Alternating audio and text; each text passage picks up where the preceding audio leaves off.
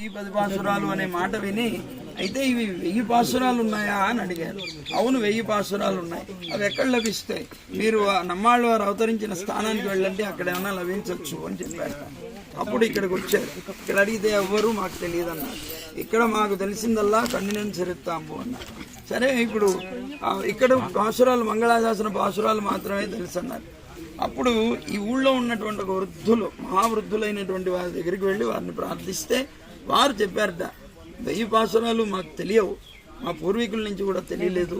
కానీ ఇక్కడ పూర్వం మా పెద్దలు చెప్పేవారు, మధురకవి ఆళ్వారు అనుగ్రహించినటువంటి కన్నినం చరిత్తాంబు ఉంది, అది 12,000 సార్లు కనుక ఎవరైనా జపం చేస్తే నమ్మాళ్ళు వాళ్ళ యొక్క అనుగ్రహాన్ని పొందుతారట, కనుక మీరు అది చెయ్యండి అన్నారు.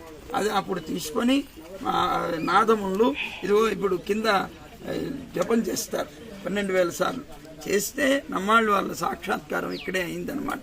నమ్మాళ్ళు వాళ్ళని సాక్షాత్కరింపజేసుకొని వారి చేత 1000 పాసురాలు ఏమంటే వారు చాలా దయగలిగినటువంటి వారు కనుక 1000 ఏమిటి, ఆళ్వార్లందరూ అనుగ్రహించినటువంటి 4000 కూడాను మీకు ఇస్తామని చెప్పి 4000 దివ్య ప్రబంధాన్ని అనుగ్రహిస్తే వారు వాటన్నిటికీ రాగాలు కట్టి, ఆ రాగాలు కట్టిన తర్వాత కొంతమంది శిష్యుల్ని తయారు చేసి ఆ రాగబద్ధంగా ఆ 4000 అంతటిని కూడా నేర్పిస్తే వాళ్ళందరూ కూడా అరయ్యర్ స్వాములు అయ్యారు.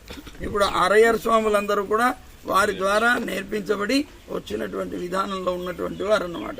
అందుకనే 4000కి రాగాలు కూడా ఉన్నాయి.